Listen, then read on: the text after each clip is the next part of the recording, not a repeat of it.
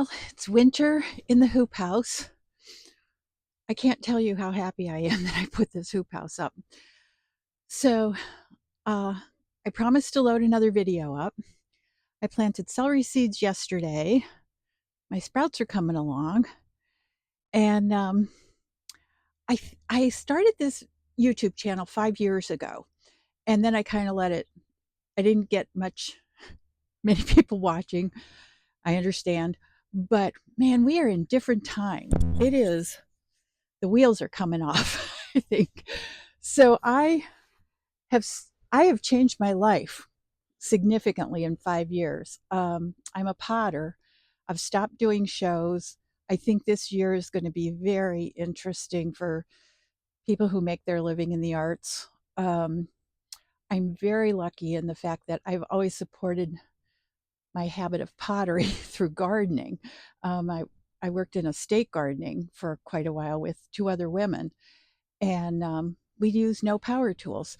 So what I'm hoping to do this year is to get just to walk everybody a couple times a week around my little half acre and to take you through the tasks. I don't very often leave this half acre. It's one of those things that's kind of don't leave the compound because things are that crazy out. I live in a small area in northeastern Ohio. I'm fairly close to Lake Erie. We're in a growing zone 6A. And I think what I am starting to realize at 70 years old is number one, you got to get off your butt. And number two, we really have lost a lot of skills that we just, like maybe your parents had it, your grandparents had it, and they've, they're gone. So how, and I certainly don't have all of them. I'm still learning. Like I remember things my grandparents did. Um, And I think the other thing that I am the most concerned about, even more so than the current political climate, is climate change. As an estate gardener, we started talking about it in the 90s because we were seeing things in the 90s, um, things that were just. I had been a park ranger in the 70s, and things were pretty calm then. We really didn't see much climate change or what we would call climate change. And I know there are still climate deniers out there, but I think if you live close to the earth and you garden or you spend any amount of time outside in in your environment at all, you see the changes. I notice pest damage is so different than what it was 40 years ago. So as and I've been able to keep myself busy here this last year. I don't think I've left very much. I don't leave the it's it's not always friendly out there. So I tend not to leave. Here, I kind of know what to expect. Um, I've got a pack of chickens, so we'll go over that. But we're buying less and less. And when I do need to buy food, I buy things in bulk. Um, I can a lot, and it's a lot of mostly the things that come from here. So, and I'm only on a half acre. And I've watched so many YouTube channels where people that have watched for years who are now buying big farms. I don't want a big farm. I'm 70. This is about all I can take care of or all I want to take care of. And it feeds us. It, we have a fire ring. We can sit outside and have fires in the backyard. We live in I don't want to say an urban area, but we live in a small town and we're right outside of Cleveland. And I'm in a great neighborhood, and our houses are very close together. And we have a lot of city ordinances, and we have a lot of rules and regulations. And I'm still managing to live like this. So I don't think you need to buy a big farm. I think it's more about making do with what you have. You can always want for something else. And I think maybe 20 years ago, I did want a bigger place. Now that I'm this many years old, I don't. And I think if you still want to hike and bike and travel and have a job, like if you're working 40 hours a week, you really don't want a farm. Um, so this is 70 years that I really have learned so much. And I this week is dedicated to taking 3 pine trees down with my little Japanese handsaw and myself, and I'll be adding that to the video. So that's what I'm hoping to do by recharging my channel. And I hope to be posting more than once every 5 years. And right now, it's like 42 in the in the studio, in the hoop house, and I'm gonna sit out here, have my cup of tea, and kind of contemplate getting my Japanese pruning saw out and climbing a tree. And yeah, 7, it's, I think too, it's because I don't think people can understand what they can do at 70. I'm not a gym goer. I would rather climb a tree. And so um, that's what I plan to do today.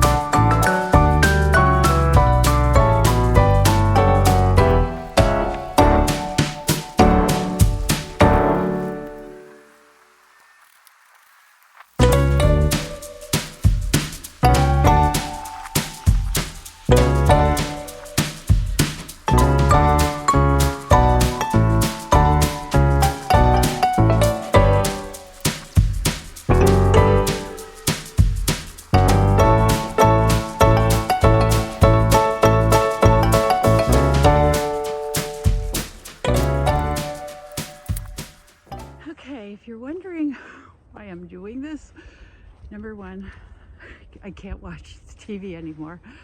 Um, this needed to be done. These were our Christmas trees that we planted like 25, 30 years ago. We have a huge Norway maple over here who it cools this entire backyard down like a good 10 degrees in the middle of winter or in the middle of summer. We're in the dead of winter now.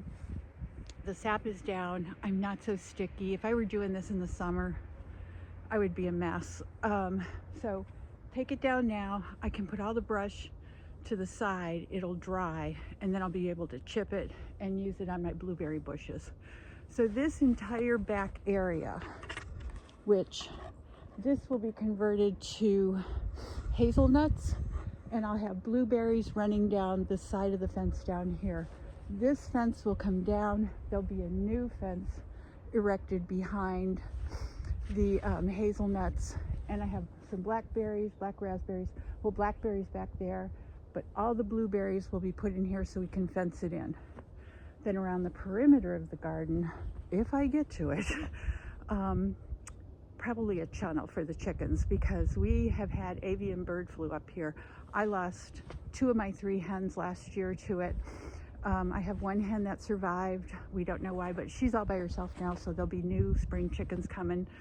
Speaking of spring chickens, I'm 70, and why I'm videoing this and putting this out there is because if you're 70 and you have things you want to do them. I did this with a Japanese pruning saw that I got from online from the JapaneseToolstore.com, And I have to say, it's my number one tool for pruning, that and a good pair of clippers. And I still have my peach tree to do. That all has to be done before the sap starts flowing. I have a plum tree in the back. My apple trees don't need it because they were just planted last year, but I'm hoping to get 6 hazelnuts in here this year. The amelanchier, which is that really tall spindly tree, needs to come way down because as I've gardened here for 30 years, I planted that as a native plant for berries for the birds, and it comes to fruit about the time my blueberries are fruiting, and it has been a great deterrent to keep the birds off my blueberries. They gobble those down, and last year I think I got 1 bucket of blueberries, and that was it. So this year we decided we're going to take it down by 1/3 so we get more sun, cover the blueberries, net the blueberries in, because it's just not an option not to net them here. So that's what's going on here. So you spicy old 70-year-old ladies, I am not using power tools. I don't like power tools. I've gardened for a gazillion years without them. I don't think you need them. So go outside. It's 30 degrees here today, but we have no wind. There's a nice storm coming in. This will be cleaned up in a week. It's a mess, but I'll keep everybody up to date on the progress, how we're doing. Have a great day.